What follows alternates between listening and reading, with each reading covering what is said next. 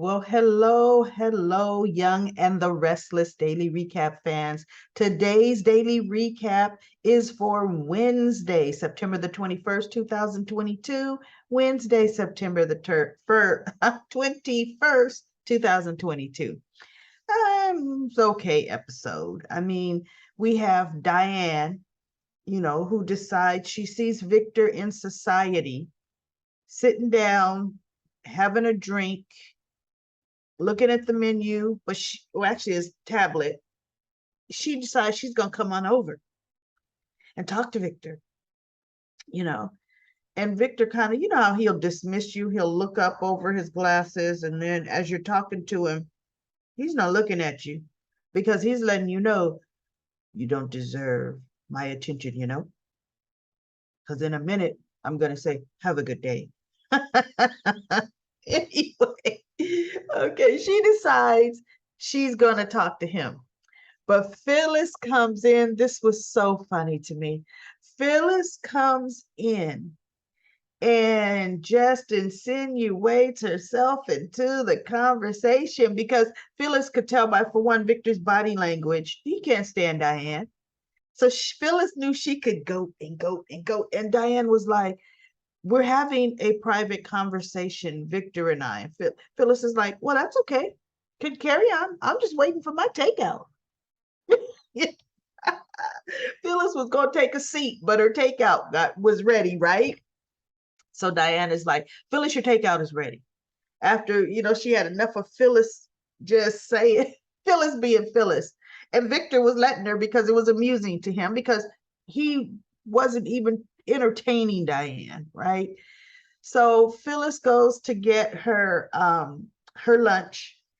And as she's walking away, Victor looks over, glances over his glasses and tells Phyllis, you have a good day. He may have even said, have a good day, Phyllis, which means, oh, you know what? You were useful and entertaining enough to me. Otherwise, he says, have a good day as a dismissal. If Phyllis would have been standing there, he would have looked up at her and said, have a good day. Have a good day. But she walked away and it was amusing to him. He was like, you know what? You made my morning, girl. Go on. So Diane sits down, oh, that Phyllis, this, and this, and she's going on. And Victor's looking like, you act as if I care. So Diane is like, oh, I just wanted to apologize to you. I wanted to this, and this. And you could please, I'm working so hard and this. Oh, she just goes on. And Victor's looking like as if this is making a difference to me. He's not giving her an inch, right? And then he says, well, he says, I'll let Nikki know when she comes back into town.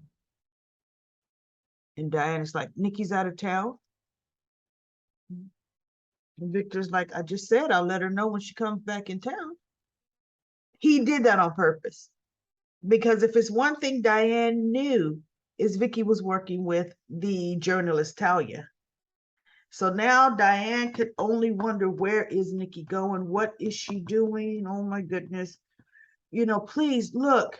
It's like I'm trying. The past is the investigation proved I was fine. I did nothing wrong in LA. I wish people would just leave me alone. And Victor's thinking, you know what you were getting yourself into when you came back here. And no, nobody's going to give you a break, not on this end, right? And so he does a have a good day to Diane. Have a good day. she gets up upset. So she goes back to the office and she runs into Phyllis. And Phyllis says, how'd the rest of your lunch go with Victor? And Phyllis is needling Diane. I guess they completely forgot the conversation that Kyle and Summer had with them. Because Diane decides to blow up at Phyllis because she's really angry at what Victor was saying, and she blows up at Phyllis, and Phyllis is like, oh, there you are. This is the real Diane. this is it. And oh, Diane says this, and this, and if you, and kind of made a little veiled threat. And Phyllis says, I got you, I got, this is you. This is who you are to your core. And now that it's let out, she goes, this is the beginning of your downfall. So Phyllis is like, yes, it's about to go down now, right? Fortunately, Jack wasn't around, Kyle wasn't around, Summer wasn't around, but Diane definitely lost her cool with that.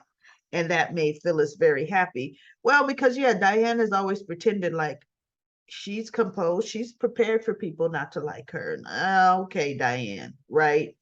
So, but before Phyllis gets to the office, Victoria runs into her in the park and tries to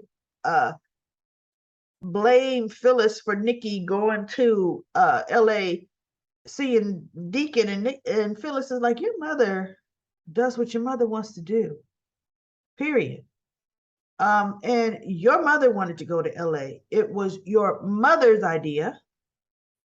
She feels Deacon might have some information to get Diane out of town. That's important to your mother. Phyllis, she's never taken any guff from Victoria, definitely not Victoria. And then we have, let's see what else. I'm trying to make sure I cover all the points. Next, we have Nate. No, who do we have next? Deacon meets Nikki in the hotel room. He didn't know the text came from Nikki. So when she opened the door, he's like, hey, Nikki, oh man, hey girl, hey ex-wife. And she's like, oh, Deacon. And he goes, if I didn't know you were on the other side of that text. And I'm thinking, man, you just show up to hotel rooms from unknown text folks. That could be a killing waiting to happen. I mean, goodness. I would be like, no, we showing up in public. And by the way, who is this? But no, Deacon shows up, right? So they have a conversation and he pretty much tells Nikki, look, Diane and I did not run in the same circle. I saw her a couple of times. Nikki says she said she was a real estate broker. And actually I thought she was a realtor. I didn't know she was really a broker, but okay. And she has to have been involved with something, and Deacon's like, but I can't help you. I mean, I don't know. She told me she was into real estate too. The same thing. The couple times I did see her, because she told us she led a meager life, out here, kept a low profile. He goes, well, not when I saw her. She was always riding around in a Bentley and there was a man in the seat with her. I didn't know who he was. She didn't introduce us, but she didn't give me the impression she was living a meager life out here. So Nikki's like, well, who was he? Deacon's like, I don't know, And so Nikki pretty much is like, well, you're just no help to me or whatever. And goodbye, Deacon. And he goes, look, come by my job. He works at a restaurant. There's something I have that I'll give you, and it might be of some use to you. Why would I come to your job, meet you in public? And in my mind, I'm thinking that should have been the place you were meeting him. I would hardly meet him in private in my hotel room. It would have been in public, but so I don't even know if she truly tells him she'll meet him there. He goes, well, just come. I'll give it to you. You know what? You could see if it has some use to you or not, right? So Nikki then calls Talia back over to her hotel room. And my whole thing is Talia's like, okay, what happened? Talia is all but having her pen and paper in her hands for her book. And what did he say? And then what did you say? Okay, wait, back up. Okay, I after he said, what happened? I mean, Nikki is just volunteering her life to somebody about to write a book and told you I'm about to write a book. I can't wait for what happens with that. That's just going to be hilarious to me. Okay, then we have Lily trying to convince Devon and Billy about going public. And Devon is saying, I'm just saying it is too soon from the merger we just did. We need to take a step and get this solidified. And Lily's like, no, then we got to act now. The numbers are right now. And I'm thinking, no, wait. Bottom line, the numbers are going to be the same when they choose to take the company public a year from now, where they've developed actually the numbers would be better because they've developed a solid track record as Chancellor Winters. Seriously, Jill is wrong. And so Lily is so naive, she doesn't know. She doesn't know. And Devon is kind of like, yeah, but see, a family business isn't just about numbers. We need time to, but anyway, Devon is seeing he's pretty much gonna be the odd man out. He really is, because Lily and Jill they're gonna outvote him, even though, they're not a board, but they're gonna outrank Devon, or they have the majority. So I already see that coming. And then guess what? Nate comes in. But before Nate comes in, Nate sees Victoria in the park. Oh, Victoria's sneaking in the park, meeting Nate. Saying, hey, you know what? I've been thinking about that deal. And oh yeah, you could feed me the information and this going on and on. It could be useful to me. And Nate says it again. Yeah, but my terms are, I want to run Chancellor Winters, that division, once you acquire it. And she goes, done. But the look in Victoria's eyes, she's not about to do it. Because for one thing, can they put that in writing? No, they can't, right? That handshake means nothing to Victoria. Nothing. And Nate is just falling right into it. Okay, Nate. Good for you, Nate. And good for you, Victoria, because I honestly feel, even though soap operas love to rewrite a same story, we know what happened to Jabot with Victor, but I'm hoping this time the writers have enough sense to tell a different story. And the different story is what happens when you get into insider trading. Let's tell that story, writers. Okay, let's do that. Now, we already know Victoria's not going to go to jail, okay, but let's let look, Nate can go to jail. He's a weasel anyway. Let Nate go to jail, because he's the one that's doing it. He's the one going to be providing the information. He's the one that is just the worst. Yes, Victoria is involved in it too. Newman being completely financially hit hard, and the Newman name sullied a bit, okay, that will be the best punishment for Victoria. And Victor could remove her. We got a comment in Comment Corner about this. I'll read later. Realize, I made a mistake with you, daughter, and put Adam in there. Okay. Even though, truth be told, Adam would do this. He would have done the same thing. That'd have been an Adam move. Adam, Victor make the same moves. Victoria, Victor make the same moves. It's just, there's a wild card. And honestly, the wild card is Elena. That's the wild card. So I'm even hoping Elena blows the whistle before it goes too far. Because there's no way she can stand by with any good conscience and allow this to happen. Victoria's in, on Nate's in, on any end, Elena has to have more integrity. She has knowledge of what's about to happen. Look, here's the deal. Nick has knowledge too, right? Nick's not going to do anything. because they're on the receiving end. He may not like it. They're on the receiving end. Victor comes in and he hears the end of Victoria's conversation about somebody doing some research, giving her some numbers. He goes, "Oh, you thinking of acquiring another company?" She goes, "Yeah, it works." "Well, look, I can't wait. I want to hear all about it." "No, not yet." See, she knows. She knows what she's about to do, or what she's already sealed the deal in is wrong. She knows it. That's why she's not telling Victor. She's not even going to tell Nikki. I'm telling you. And then let's see what Nick does. Let's see if Nick tells. We'll see how that happens.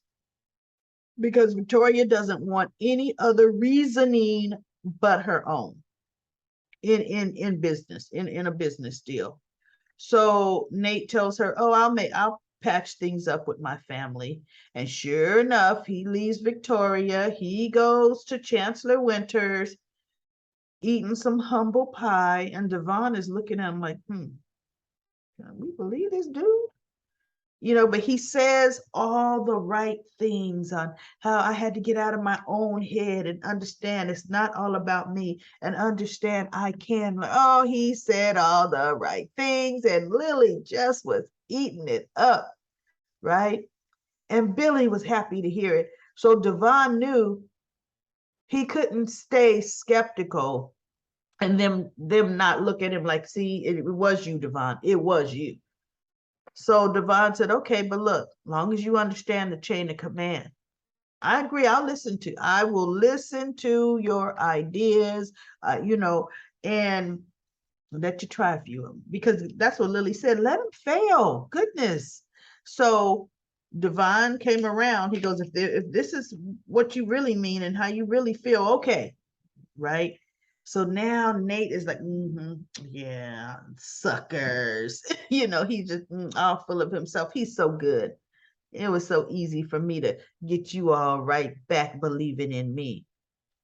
Now, here we're talking about going, and then he mentioned the IPO right off in that meeting. And I'm thinking, here we go.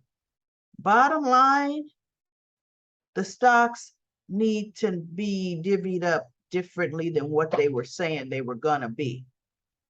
Because like Victoria says, if I could only buy 49%, I won't have majority. And Nate is like, "Yeah, but with my share, you will." Now, do you know how much money Victoria would be putting out to buy up all of the stocks on the market for Chancellor Winters? All to have the FCC freeze that account, girl, because you were in. Oh my goodness, I'm hoping they do the right thing and don't just make this an easy win for Victoria, and now we just have to deal with I don't want to see that. I really don't want to see that. I hope we see something different with that. So now let's go to comment corner. Comment corners. We have a comment from Brooklyn. Daniel is returning to attend his sister's wedding. And then she says, "Thanks for the review." I can't wait to see Daniel. I like it when Daniel returns. I really, really do. And then we have Libby says, "I loved your reenactment of Amani and Nate." Um, and that additional insanity of Nate. It doesn't even work anymore. No, it doesn't. Volunteering the private jet. Okay. I know that you're right. And then Deedles says, "Have you noticed that the only one going around whining and complaining is Diane?" That is so true. She's always running the jack. Honestly, I don't think Phyllis put the file on Diane's computer. I think Diane had someone put it there, because that would be too obvious if it was found that, Phyllis is slicker than that. But, they haven't really let us know what was happening. At least I'm crossing my fingers that the writers are more creative than doing the obvious. I know, but sometimes that doesn't happen, right? Deedles also says, "The guy that Catherine was married to, last name was Murphy." Murphy, and that's right. She called him Murph, right? I remember that whole she had amnesia, I think, or bumped her head, and she ended up, Murph befriended her. He had his little trailer, and I mean, that was a whole different era. And she was even working as a little waitress there for a while. And then Joseph says, Nate is a rat. Power going to kill Victoria. She's a big hypocrite. Going to kill, and then I think he meant comma, Victoria is a big hypocrite. Victoria is a big hypocrite, and some things are going to happen. That's why I'm hoping this slaps her in the face. And Medora says, I can't wait for Nate's downfall and Victoria to lose money for Newman. And Victor realized Adam should have been the CEO. Ashlyn saw something in Nate that reminded him of a young Ashlyn. And guess what? Yeah, see? And Victoria sure isn't seeing that, is she? She's just seeing what she thinks is opportunity for herself, for her to be the biggest dog around. And you know what? There's going to be, I'm hoping there's some trouble. So that was pretty much it for today's episode of The Young and the Restless. I will be back tomorrow, Thursday, September 22nd, for another daily recap.